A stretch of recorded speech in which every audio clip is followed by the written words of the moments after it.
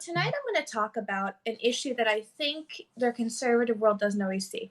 So a couple days ago, I posed a question on Twitter, which was that which class should be mandated for graduation in high school? And I was expecting civics and government history, even philosophy. But what I wasn't expecting was the answer that I got the most, which was finance. And after discussing this with a lot of people who commented, what they were saying was that the bigger issue that they have with young people, even in their area of employment, is that they don't understand basic economics and basic finance. And that if they did, they don't even think there would be as many issues with them voting for serious progressives like Bernie Sanders because they would understand that the amounts just don't add up.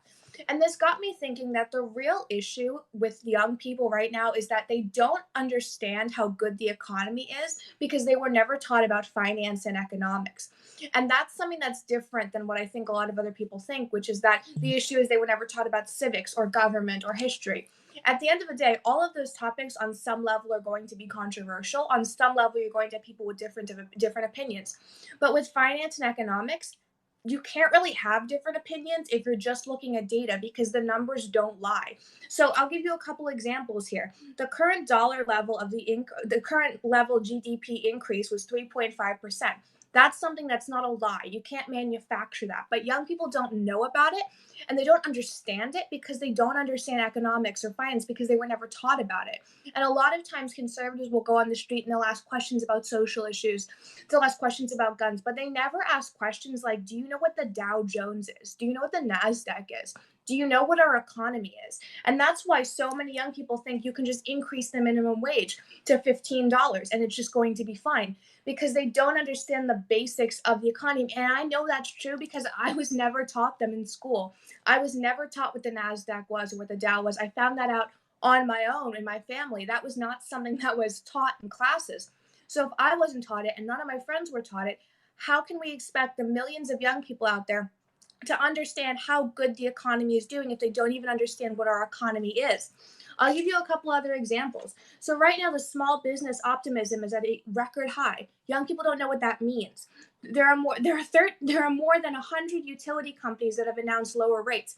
Lower rates is not even something that's in my generation's syllabus. We don't even know what that means. And so a lot of times conservatives are going to talk about how great the economy is and it's not going to go in. Average income for female-led single-parent households has jumped 7.6% in 2018. That isn't something my generation is going to understand because we don't even know what an average income is. In 2017, real median household incomes rose to a post-recession high. A lot of my generation doesn't even understand what a post-recession high is. These are the types of data-driven answers that my generation doesn't understand. There was one that really stood out to me, which was that the NASDAQ went from 3,400 in December 2016 to 9,258 as of today. That's a major increase. And yet my generation isn't even going to understand that. So if Trump goes and runs off of that and talks about it at rallies, aside from the adults, my generation won't know what the NASDAQ is. So how can he possibly point to it as an accomplishment if my generation doesn't know what it is? With the Dow Jones, this was the same case. Let me find it. Hold on, guys.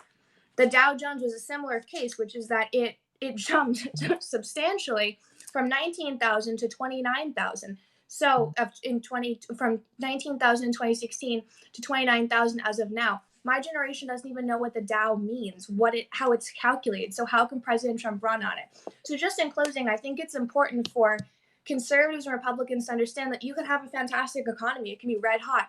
You can have the lowest unemployment ever recorded. You can break all sorts of economic records. You can have the lowest unemployment for African Americans and for women, and you can have more jobs available. You can have more job openings than people who are unemployed, which we have right now.